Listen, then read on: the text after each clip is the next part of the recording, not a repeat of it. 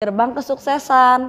Jadi jangan takut untuk mengambil resiko. Mengajarkan kita betapa kelembutan, akhlak dan budi pekerti yang baik dapat mendatangkan kebaikan kepada orang lain.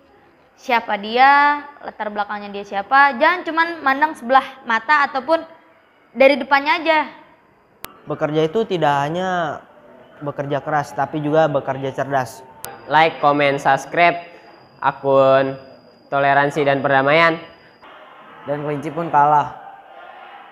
Jadi yang terkandung dalam cerita ini, kita tidak boleh meremehkan orang. Kita harus selalu tolong menolong kepada semua orang. Dan janganlah sombong terhadap apa yang kita miliki. Kelebihan dan kekurangannya, maka jangan sekali-kali kamu menghina dan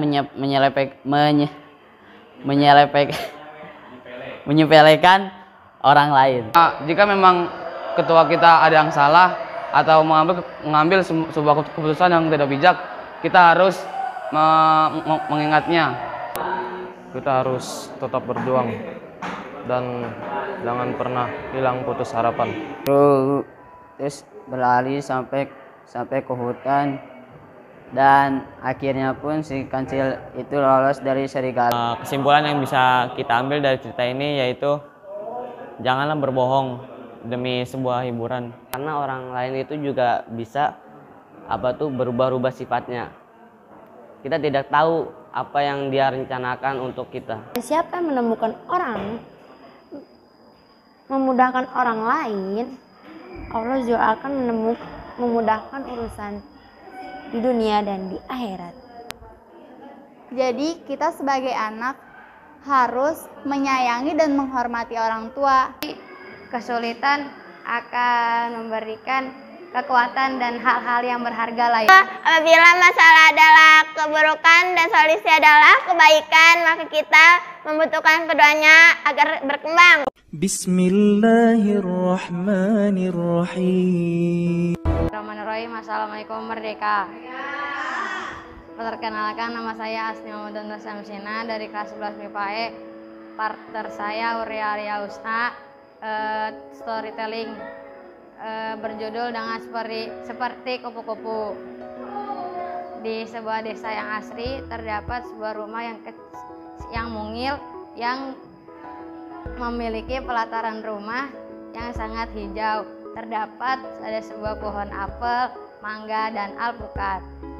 Di dalam rumah tersebut memiliki keluarga yang terdiri dari ayah, ibu, dan anak kecil.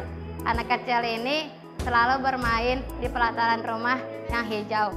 Akan tetapi ibu di suatu hari melarangnya untuk bermain karena banyak ulat di pohon alpukat tersebut. Bunda, kenapa banyak ulat di alpukat? Kenapa banyak ulat di pohon alpukat kita? Itulah proses alam sayang, karena daun tersebut harus dihabiskan. Kenapa harus dihabiskan daun alpukat kita? Karena dia harus berganti daun, seperti kamu yang harus mandi dan ganti baju. Apa yang akan terjadi kalau misalnya kamu nggak mandi? Boketek, Bu. Setelah beberapa hari kemudian, benar perkataan ibu tersebut, yang dimana daun alpukat itu habis dimakan oleh ulat-ulat dan ulat-ulat itu berubah menjadi kepompong yang sangat besar. Dan suatu hari anak tersebut melihat kepompong yang ingin berubah menjadi kupu-kupu. Akan tetapi kepompong itu tidak bisa keluar menjadi kupu-kupu sendiri, dan akhirnya dia bergegas ke rumah untuk mengambil gunting. Dan sesampainya dia ke pohon alpukat tersebut, dia menggunting kepompongnya, dan ternyata kepompongnya itu tidak mau terbang. Bunda, kenapa kupu-kupunya tidak mau terbang? Itu bukan tidak mau terbang sayang, tetapi dia belum bisa terbang dan dia belum siap untuk terbang. semua kupu-kupu yang ada di sini dia nggak bisa dibuka oleh semua kepompong yang ada di sini dia harus berjuang untuk berubah menjadi kupu-kupu. Kalau misalnya kamu mengeluarkan kupu-kupu tersebut, sama saja kamu membuat kupu-kupu itu menjadi lemah, karena Tuhan sudah memberikan supaya dia bisa terbang adalah memperjuangkan dia untuk keluar menjadi kupu-kupu sendiri. Jadi hikmah yang terdapat dari cerita seperti kupu-kupu adalah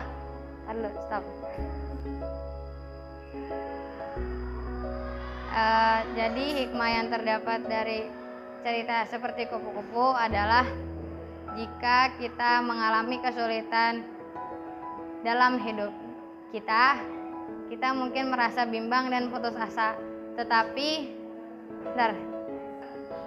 kesulitan juga menjanjikan kepada kita untuk memberikan hikmah dari cerita yang berjudul seperti kupu-kupu adalah ketika mengalami kesulitan dalam hidupnya, kita akan merasa bimbang dan putus asa. Akan tetapi kesulitan akan memberikan kekuatan dan hal-hal yang berharga lainnya. Sekian dari saya, Azza wa wallahu yarana wa fazna walhamdulillah. Wassalamualaikum warahmatullahi wabarakatuh.